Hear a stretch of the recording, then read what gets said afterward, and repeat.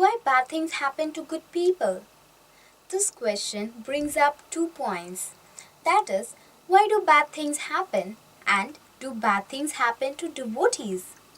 We know this soul is eternal. We are on a journey. And this life is but one step in that journey. We would think of a motion picture which is on big reels of film made up of many millions of frames. So our journey is like the entire motion picture, and this life is but one frame out of the total movie. So what happened in this frame is a continuation of what happened in the previous frame.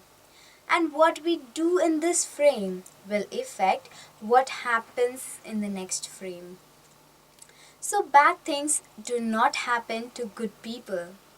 We may be good in this life, but if bad things are happening, we can see it is a result of some bad actions we have performed in the past, in this life or in previous lives. There is no such thing as chance. In Sanskrit, there is not even a word that means chance. The concept does not even exist. The closest link that is adrusti, which means the cause is unknown. So, if something bad or unexpected happens, they will not say it happened by chance. They will say the cause is unknown, which means it happened for some reason, but we do not know what that reason is.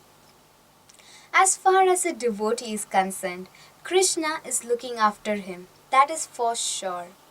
But how much of a devotee are we really? It is a question of surrender. We may be a devotee, but we may not be completely surrendered to Krishna. But a devotee is in Krishna's hand. He does not mind what if Krishna's plan. If it is Krishna's plan that he should be stabbed, then that is all right. But he will think, I am being stabbed because of my sinful actions in the past, and it is Krishna's mercy. I really deserve a lot worse. Krishna has minimized my suffering so much. Somehow, a devotee always feels it is Krishna's mercy. But that does not mean if we are a devotee and if someone is coming to stab us, we will just put our arms up in the air and say, it's Krishna's mercy and let him stab me. No. A devotee can fight also. If someone is coming to attack him, then he can protect himself. Of course, after all, this body belongs to Krishna, and we are using it to serve Krishna. So, if someone is trying to damage it, if they succeed, that will make it more difficult for us to serve Krishna. So, we have to try and stop them. Also, if they are attacking the other devotees, we have to stop them. So, we are not like the Buddhist, non-violent. Sometimes violence is necessary. Actually, in the Vedic system, there is a whole class of men called Kshatriyas. That means to protect from hurt. So, these Kshatriyas are meant to use violence and protect the other members of the society when it is necessary. Non-violence is not a practical philosophy. So our second point of do bad things happen to devotees? The answer is that bad things certainly do happen to devotees sometime. Look at Lord Jesus Christ. His followers nailed him onto a cross. Or at least his followers did not protest while he was being nailed onto a cross. That is quite bad. And in the history of Krishna consciousness, some very great devotees have had to undergo some very difficult situations. But Krishna does protect his devotees, that is for sure. There is one case of Haridas Thakur.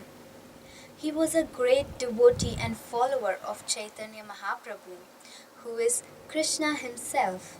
and he appeared in India 500 years ago. Because Haridas was a great devotee, many people were attracted to him and he became very famous and highly respected. He became even more famous than the king of that time. So the king became very envious of Haridas. He did many things, but one thing is he had Haridas arrested and taken to 22 different marketplaces and had him severely whipped in every marketplace. Such a punishment would ordinarily be a death sentence, as no ordinary man could survive such a whipping. But Haridas said after it that he felt no pain. And later on, the devotees saw on the back of Lord Chaitanya all the whip marks. So Lord Chaitanya had protected his devotee Haridas. Still, even pure devotees like Jesus can die horrible death. But in that case, there is some plan of Krishna involved. Pure devotees are sometimes killed, as like Jesus. He was killed by the Jewish, who were envious of his popularity, and because he preached against the existing religious men. So they had him killed. And this is the pattern that repeats. If one becomes a truly spiritual person and preaches, so many people will become envy. But everything in connection with the pure devotee is an arrangement of Krishna. There is one verse that if Krishna wants someone to live, no one can kill him. And if Krishna wants someone to die, no one can save him. So, I hope it is of some help. Basically, there is no chance, nothing happens by chance. There is a cause of everything. Innocent people do not die horrible deaths. The cause is generally our bad karma. Bad things happen to us because of bad things we have done in the past, in this life or in previous lives. There is nothing an ordinary person can do about this. The analogy is given of a seed. We plant a seed and after some time it will germinate and grow. So it is with our sinful activities.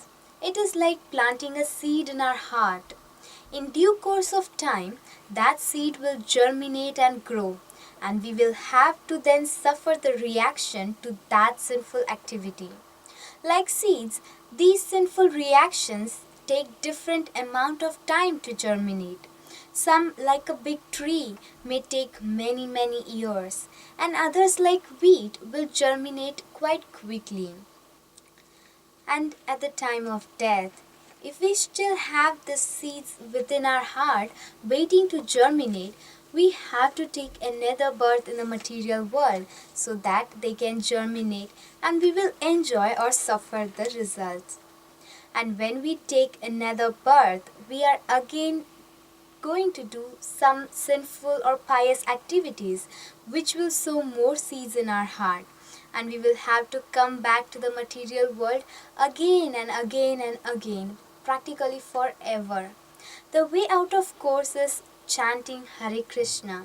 This chanting destroys the seed of our sinful activities in our heart, so they will not germinate in future. And if we can keep ourselves engaged in Krishna conscious activities, we will not sow more seeds in our heart. So at the time of death, there will be no seeds in our heart waiting to germinate. So we do not have to take another birth in this material world. We can go back home, back to Godhead, and get our original, eternal, youthful, spiritual body full of knowledge and bliss. And all just by chanting Hare Krishna, Krishna Krishna, Hare Hare, Hare Ram, Ram Ram, Hare Hare. Everything will happen nicely. Thank you very much.